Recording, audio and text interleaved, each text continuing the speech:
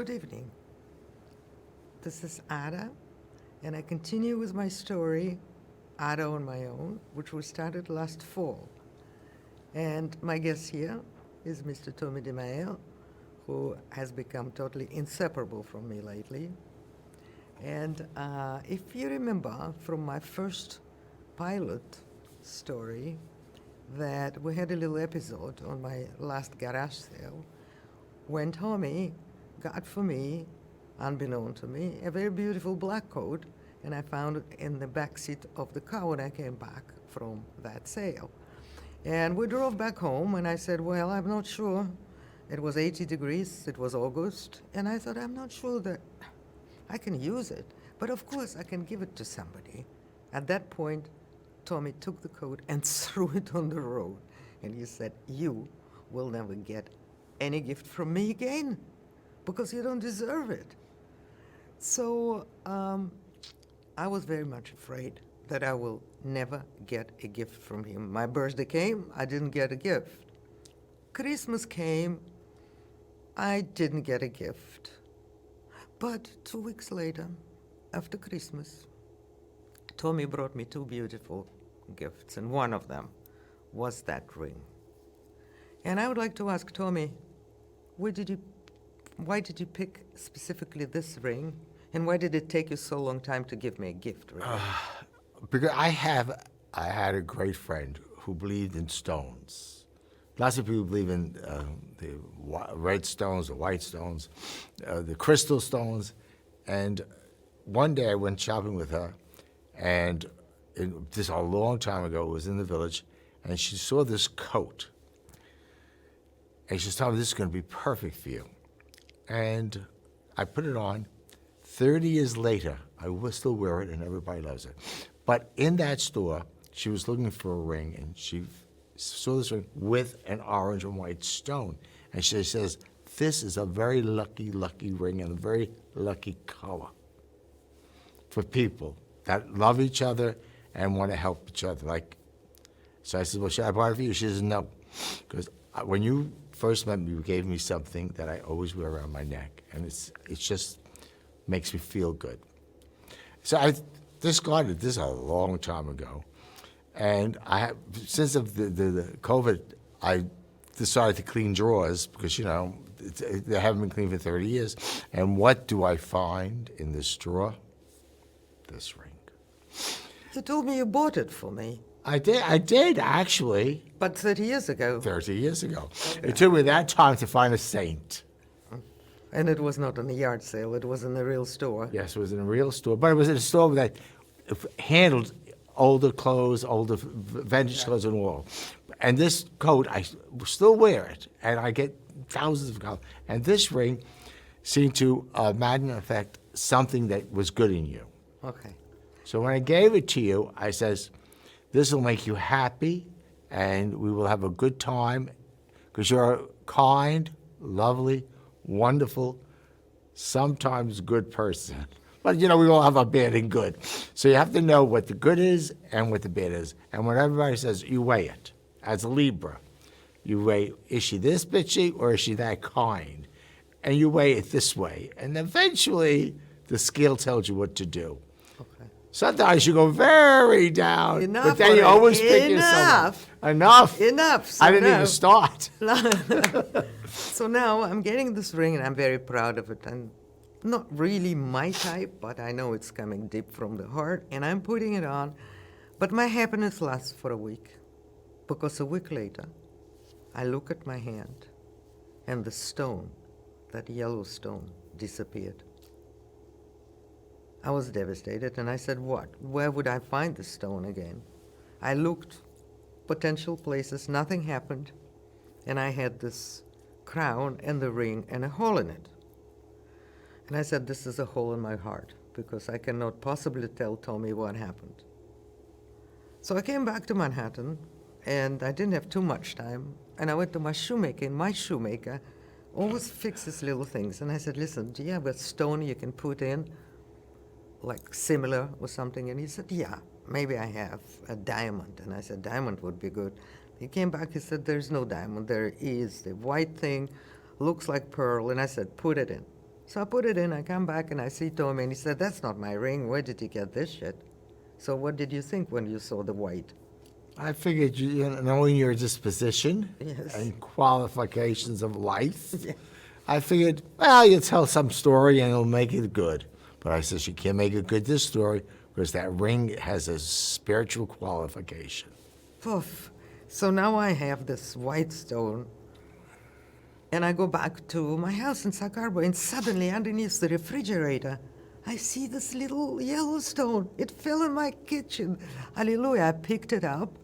I put it in the little sash, and I said, okay. I go back to my shoemaker. I ask him to carve out the white one, to put the yellow one, and I will go back with pride to Tommy. So that happened. I come next week, and I say, hey, look, your ring is back. So he said, okay. What was my reward for having the ring back? You gain confidence in me again? I believe that that ring has a great deal of our relationship and our kindness towards each other and towards other people that you introduced me to and that I introduced you to. And you sometimes, again, can be wonderful. Otherwise, I would not be talking to you right now. Okay. Probably, well, Okay. So Yes. I took this ring, I took the yellow thing. So now I had my complete ring, and I was very happy. And I'm running around Manhattan. And one day I come home, and there's no crown and no ring. The whole part of this crown with the ring disappeared. And I said, second time around, I'm not going to find it. This is a disaster. But I continue walking around with a hole in this ring, and I'm avoiding meeting Tommy for a couple of weeks because I feel really bad. And one day I'm going into my purse for something. On the bottom of the purse, I have my crown with the yellow thing, and I put it back on my ring, and now I go to Sag, and I call Tommy, and I said, let's go for dinner, because then I was clear in front of him. So we go for dinner, and he said, you can never lose me. What did you say when you found me? I said, you have doubts in everything in life, but I always had a real close sixth sense of managing people's love. And the ring, no matter what, every time I fought with her and I didn't like her, she would lose the ring. Every time I tried to be nice and we did, she found the ring. So that's a sign that we could get along together and not kill each other, which is a good quality for me. That's true. So I was very happy. I came back to New York, and a friend of mine who lives across the street, who didn't talk to me for quite some time, invited me for dinner to his house.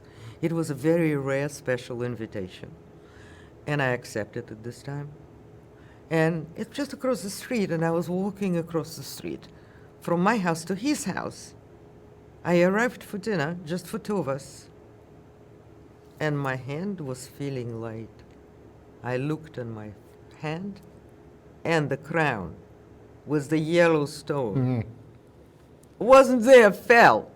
I called Tommy, and I discovered it in the lobby, by the way, before going for dinner. I called Tommy, and I said, oh, Tommy, what is it, crying?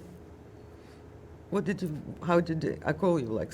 I says, you'll find it if it's meant to be. It's like everything else in life. If we're meant to be friends and love or but, you'll find it because there's a sign. If you find it, you'll know it's good. If you don't find it, goodbye, Charlie Brown. So I'm sitting through this See dinner. how easy it is to lose me? This was anticipated dinner for such a long time. We were supposed to clear up our old feelings and new feelings and future and the past and everything, but I couldn't think about anything. It's not to be. But the ring! So I kind of cut the dinner short, and I went home, and I said, I was only at home or at this dinner party. It has to be somewhere. I'm looking around my apartment. It's 11:30. I take a couple of glasses of wine to have a better vision. Nothing. And then I'm about to go to sleep, and I'm turning off my computer, and underneath the computer table, that yellow eye is looking at me and saying, you thought you lost me, but I'm here. I'm watching you. I was so happy. You cannot imagine. And it was probably 12 o'clock, and I called Tommy, and he said, it's 12 o'clock. Well, you crazy. Why are you calling me? I don't know if I said that, but I was happy that you found it. because you know what? Yeah. It's giving you a lot of joy, and we both have a lot of joy, and we've had a lot of good times. Sometimes I want to kill you, but 90% of the time you make a good friend. So now I have this ring. I took it today for the recording to show you what it is. But I'm really afraid to wear it because if I lose it for the first time, I will not find it again. So I don't really know what I'm going to do without this ring. I'm very attached to the ring, not to you, to the ring. See? I can't use the word a bitch, but a bitch is a bitch. That's the whole story in a nutshell. Now I'm going to get out. Wait, what happened? What happened? Why, where did you go? Where did you go? Come back. Jesus Christ, I have your ring.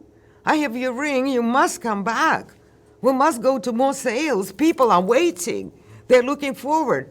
The spring yard sales are just coming. We have plans. Please come back. I promise I will take this ring. I will not wear it again. I will put it in the box, and I'll put it on my table, and I will not touch it. I promise. Come back. Okay, yes.